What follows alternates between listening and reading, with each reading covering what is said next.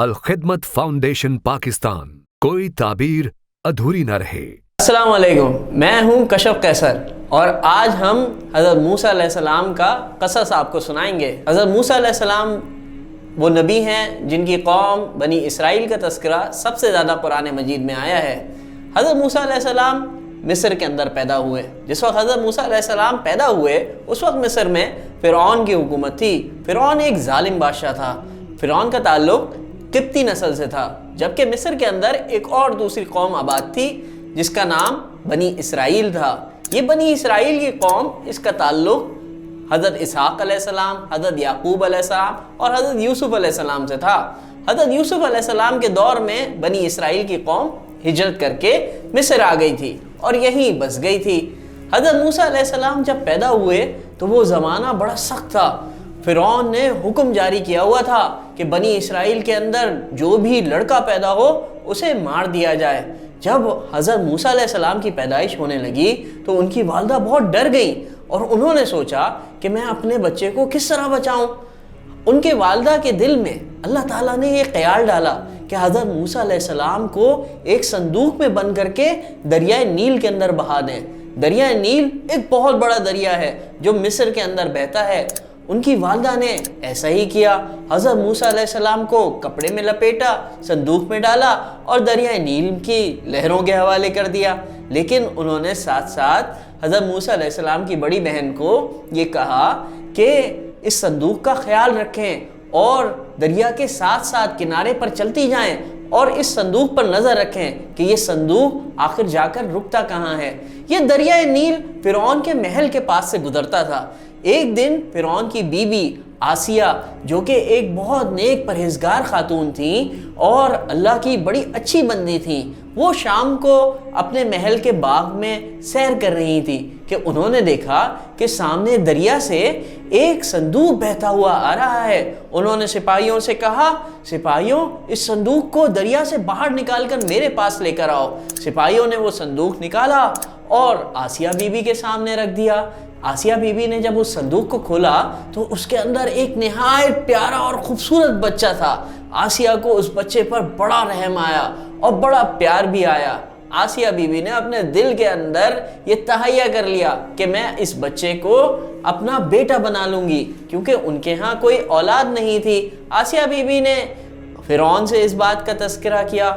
فرعون جو کہ بہت ڈرا ہوا تھا اور وہ یہ سمجھتا تھا کہ شاید یہ بنی اسرائیل میں سے کسی کا بچہ ہو سکتا ہے، وہ اس بات کو نہیں مانا اور بی بی آسیہ کو منع کر دیا۔ خیر، بی بی آسیہ نے بڑی ضد کی اور بڑی منت سماجت کی تو آخرکار فرعون تیار ہو گیا اور حضرت موسیٰ علیہ السلام فرعون کے دربار میں پلنے لگے۔ لیکن وہاں تو حضرت موسیٰ علیہ السلام کی والدہ بہت پریشان تھی، جنہوں نے اپنے ننھے منھے پیارے سے بچے کو دریا کی موجوں کے حوالے کر دیا تھا۔ اب حضرت موسیٰ علیہ السلام کی بڑی بہن دربار کے اندر گئیں۔ انہوں نے دیکھا کہ محل کے اندر ننھے موسیٰ بہت رو رہے ہیں، بہت چیخ رہے ہیں، چلا رہے ہیں اور کوئی بھی انہیں چپ نہیں کروا پا رہا۔ وہ نہ کھا رہے ہیں نہ پی رہے ہیں۔ ان کی بڑی بہن کو ایک آئیڈیا آیا۔ انہوں نے ملکہ سے کہا، میں ایک ایسی دائی اماں کو جانتی ہوں جو بچوں کو سنبھالنے میں بڑی ماہر ہیں اور ان کو بچوں کو سنبھالنے کا بڑا تجربہ بھی ہے۔ پھر وہ دوڑی دوڑی گئیں اور اپنی امی کو بلا کے لے آئیں۔ ان کی جب امی آئیں اور انہوں نے موسیٰ علیہ السلام کو گود میں لیا تو جیسے ہی موسیٰ علیہ السلام اپنی امی کی گود میں آئے وہ فوراً چپ ہو گئے۔ انہوں نے کھانا پینا بھی شروع کر دیا، کھیلنا کودنا بھی شروع کر دیا اور ہنسنا ہنسانا بھی شروع کر دیا۔ دیکھا بچوں، اللہ تعالیٰ نے کس طریقے سے حضرت موسیٰ علیہ السلام کو نہ صرف فرعون کے سپاہیوں سے بھی بچا لیا، ان کی زندگی بھی بچ گئی، وہ محل کے اندر بھی پہنچ گئے اور اپنی والدہ کی گود کے اندر پرورش بھی پانے لگے۔ جب حضرت موسیٰ علیہ السلام تھوڑے بڑے ہوئے تو ان کی تعلیم و تربیت کا انتظام شروع کر دیا گیا۔ ان کو سپاہ گری سکھائی گئی، ان کو دوسرے فنون اور ہنر سکھائے گئے اور اس طریقے سے حضرت موسیٰ علیہ السلام فرعون کے دربار کے اندر بالکل شہزادوں کی طرح پلنے لگے۔ ایک دن حضرت موسیٰ علیہ السلام کہیں جا رہے تھے، انہوں نے دیکھا کہ دو لوگوں کا جھگڑا ہو رہا ہے۔ اس میں سے ایک آدمی ان کی اپنی قوم بنی اسرائیل سے تھا، جو کہ قبطی قوم کے دوسرے آدمی سے لڑ رہا تھا۔ حضرت موسیٰ علیہ السلام کو اس نے پکارا، اے میری قوم کے آدمی جلدی آؤ اور میری مدد کرو۔ حضرت موسیٰ علیہ السلام گئے اور دونوں کا بیچ بچاؤ کرنے لگے۔ حضرت موسیٰ علیہ السلام نے جیسے ہی قبطی آدمی کو ہٹایا اور اسے ایک تھپڑ مارا تو وہ وہیں مر گیا۔ حضرت موسیٰ علیہ السلام کو بہت ڈر ہوا اور حضرت موسیٰ علیہ السلام وہاں سے چل دیے۔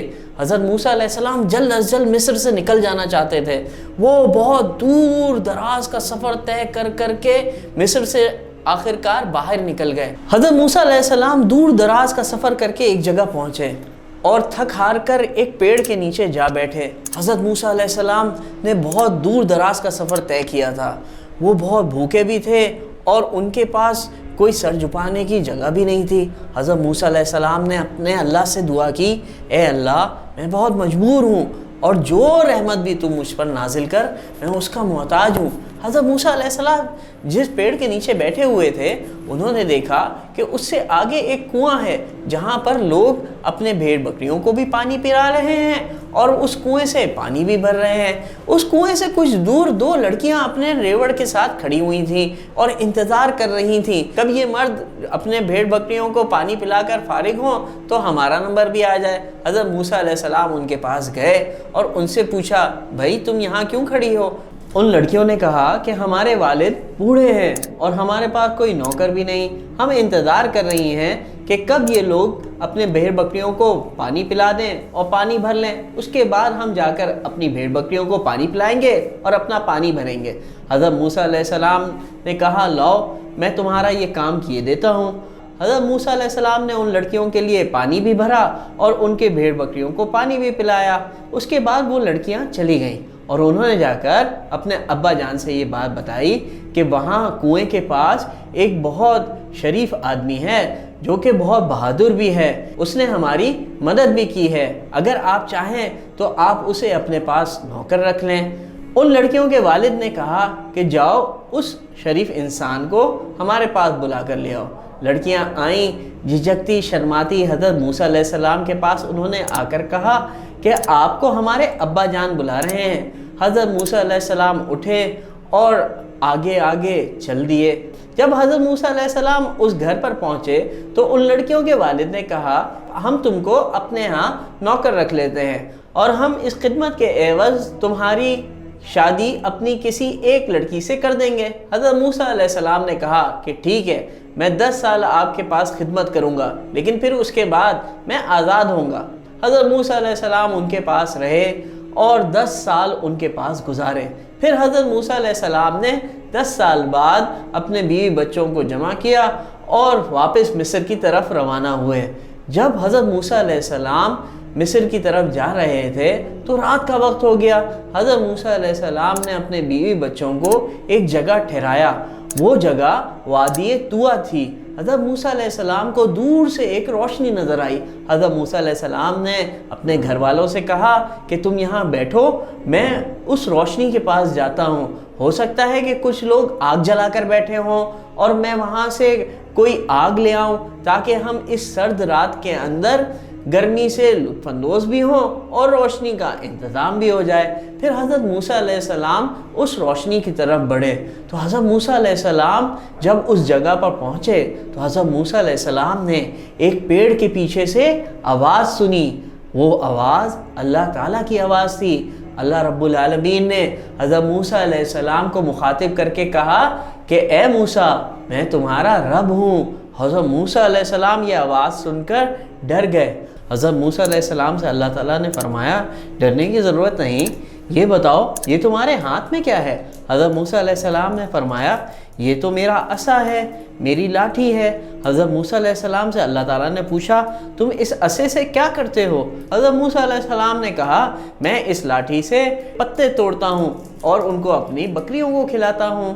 حضرت موسیٰ علیہ السلام کی یہ بات سن کر اللہ تعالیٰ نے فرمایا اپنی اس لاٹھی کو زمین کے اوپر رکھ دو۔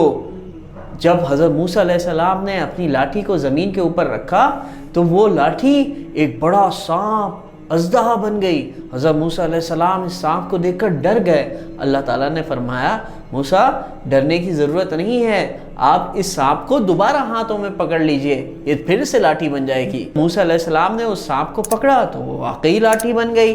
حضرت موسیٰ علیہ السلام سے پھر اللہ تعالیٰ نے فرمایا کہ آپ اپنا دایاں ہاتھ اپنی قمیص کے اندر ڈالیے، جب آپ اسے باہر نکالیں گے تو وہ چمکدار روشن ہو جائے گا۔ حضرت موسیٰ علیہ السلام نے ایسا ہی کیا۔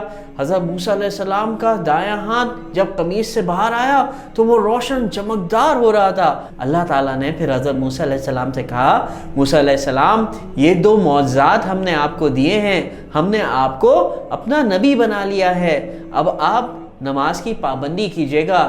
پھر اللہ تعالیٰ نے موسیٰ علیہ السلام کو ایک مشن دیا۔ حضرت موسیٰ علیہ السلام سے کہا کہ اب آپ فرعون کے دربار میں جائیے اور فرعون کو اسلام کی دعوت پیش کیجیے۔